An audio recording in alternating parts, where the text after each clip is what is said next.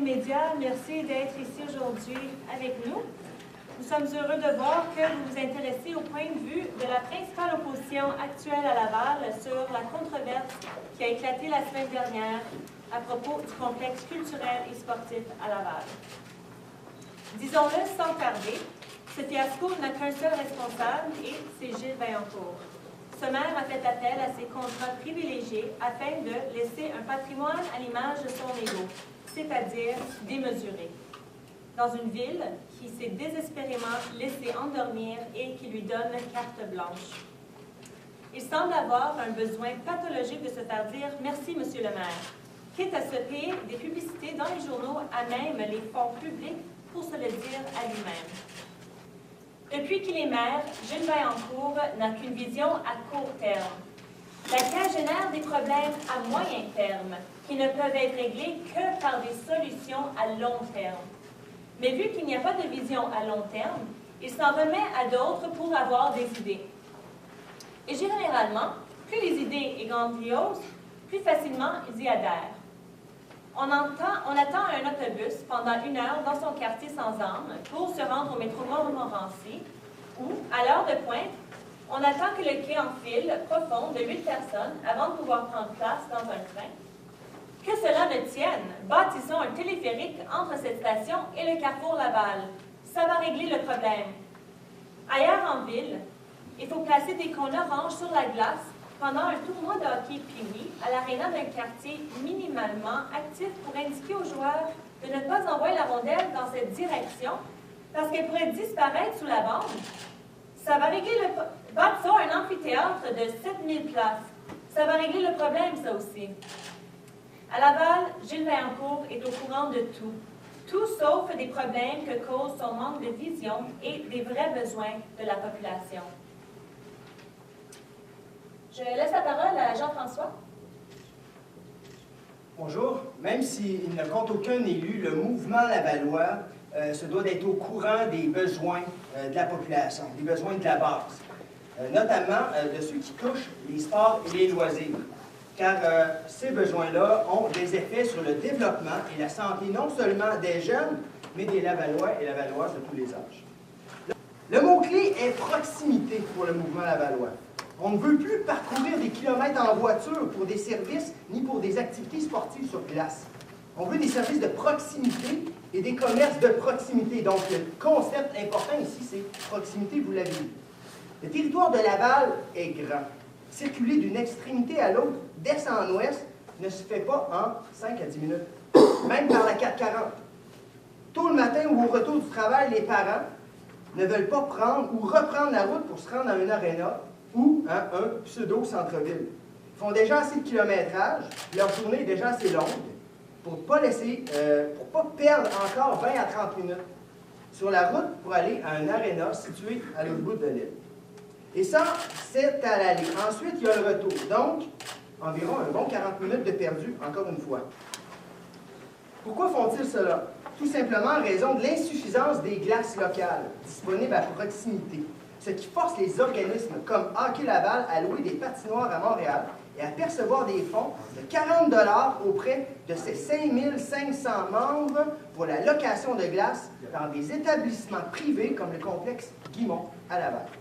Tout simplement parce que la ville de Laval a fait faux bond à l'organisme sportif. Elle avait d'autres plans. C'est ce qui nous amène à parler de la genèse du projet du complexe culturel et sportif à Laval, à partir de l'analyse qui a été faite il y a quelques années par la Corporation du complexe Sport de glace Laval. Un représentant de cette organisation siège aujourd'hui au conseil d'administration de Cité de la culture et du sport, dont les membres n'ont pas le droit de parler aux médias. En décembre 2007, la Corporation a publié une étude d'opportunité visant la construction d'un complexe sportif pour les sports de glace à Laval. À l'époque, elle avait reçu une subvention de 10 000 $ de la ville de Laval pour mener à bien cette étude. Donc, nous vous avons remis un exemplaire. Dans cette étude, la Corporation arrivait au constat suivant quant à l'offre et à la demande. Toutes les glaces situées sur le territoire de la ville de Laval sont majoritairement utilisées pour répondre aux besoins des organismes sportifs durant la période de pointe, de 17h à 21h du lundi au vendredi, 17h à 21h la fin de semaine. L'examen de la demande démontre que le taux d'utilisation actuel est présentement saturé en ce qui concerne les glaces de propriété municipale.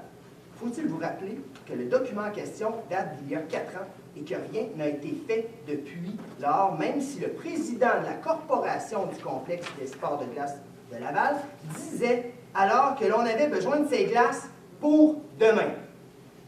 L'ensemble des associations de hockey mineur à Laval ont versé près de 450 000 $ en dehors de la ville de Laval, dont Montréal, Deux-Montagnes, Saint-Laurent, etc., afin de pallier au manque d'heures disponibles sur leur territoire.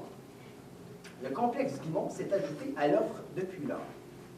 En 2007-2008, le patinage artistique et le patinage de vitesse ont refusé environ 200 inscriptions, car le patinage artistique ne fait pas de location hors territoire et le patinage de vitesse doit faire des échanges de services avec Montréal.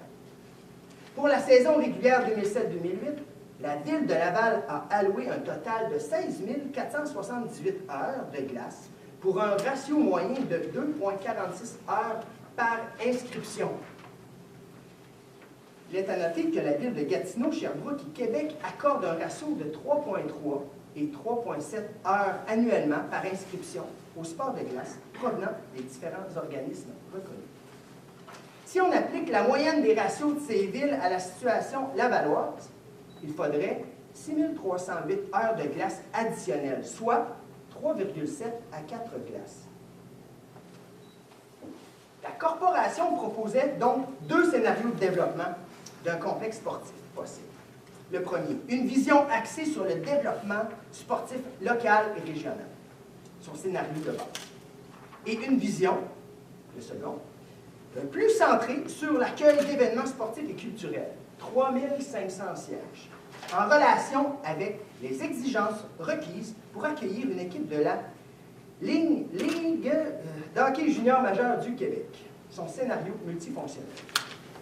Dans son analyse, la corporation avait explicitement indiqué qu'un scénario de 7000 sièges, malgré le fait qu'il permet la tenue d'événements sportifs et culturels de plus grande envergure, n'a pas été retenu parce qu'il dépassait largement la capacité de la corporation de soutenir le projet, en raison d'un budget de construction de plus de 96 millions de dollars. Elle définissait par la suite son scénario de base, une installation sportive répondant aux besoins de base, offre de services locales et variés en matière de sport, de glace, et répartie équitablement entre les associations sportives. Et son scénario multifonctionnel, une installation sportive permettant de rejoindre certaines attentes de la ville de Laval, en partenaire de haut calibre, notamment Gillette Entertainment Group et la salle André Mathieu. Le partenaire de la ville dans Cité de la culture et du sport l'a écrit en noir sur blanc avant d'être contraint au silence. C'est la ville de Laval qui voulait le scénario multifonctionnel dispendieux, qu'elle a même doublé. Et quand le mouvement lavallois a demandé pourquoi à Gilles Vaillancourt, il nous a répondu que 3500 places, ça répondait aux besoins de Shawinigan, mais pas à ceux de Laval. Le partenaire de la ville dans Cité de la culture et du sport, qui était disposé à y aller d'une contribution de 5 millions de dollars dans un projet modeste, s'est fait dire par la ville « Non, merci. Nous voulons le projet le plus cher parce que nous ne sommes pas Shawinigan.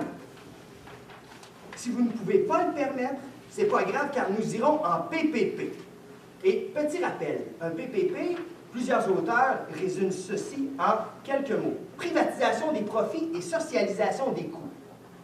Voulez-vous siéger au CA du projet?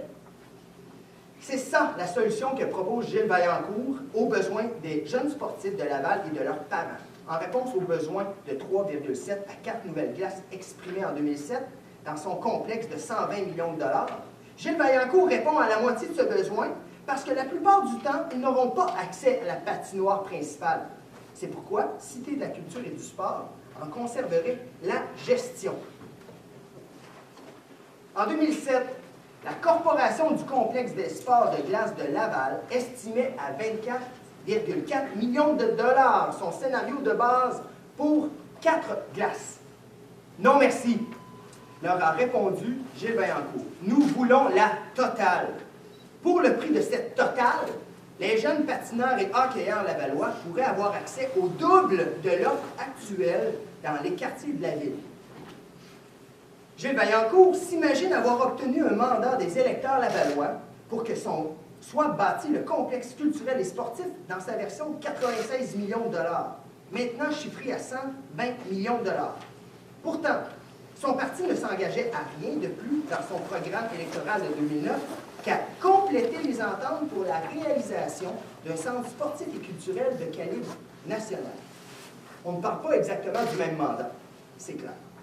En 2010, pour gérer le processus de construction du complexe multifonctionnel, Gilles Vaillancourt a créé, sans appel d'offres, Cité de la culture et du sport, un organisme sans but lucratif, n'ayant aucun compte à rendre aux contribuables, même s'il engloutit les fonds publics. Il siège le directeur général et 2 employés de la ville, un représentant de la Corporation du complexe des glaces, un représentant de la Corporation de la salle André-Mathieu et un représentant de la Chambre de commerce et d'industrie de Laval. Mis à part cette dernière, ce sont tous des intervenants jugés nécessaires dans l'analyse initiale. Et pour en ajouter, le seul porte-parole autorisé de cette OSBL est un avocat, membre de Dunton Rainville. Le cabinet où Gilles Vaillancourt compte le plus d'amis. Le hasard fait quand même bien les choses. L'ironie du sort fait maintenant qu'après avoir reçu un contrat sans appel d'offres, ce sont d'autres amis du maire qui ont contaminé le terrain sur lequel il veut faire bâtir son complexe sportif. La seule raison pour laquelle le complexe ne lève pas de terre, c'est que celle-ci est contaminée. Il reste maintenant à déterminer si le coût de la décontamination doit s'ajouter aux 120 millions de dollars que coûterait le complexe multifonctionnel si on le construisait aujourd'hui. Gilles Vaillancourt a dit qu'il ferait payer l'entrepreneur, son ami. Nous nous attendons plutôt à ce qu'il nous dise que la ville assumera cette dépense parce que les bénéfices engrangés par l'amphithéâtre vont plus que faire contrepoids à cette dépense. La Corporation du complexe des sports de glace ayant déjà prévu un déficit d'exploitation du complexe en 2007, nous ne le croyons tout simplement pas. Je cède maintenant la parole à David Lecoq.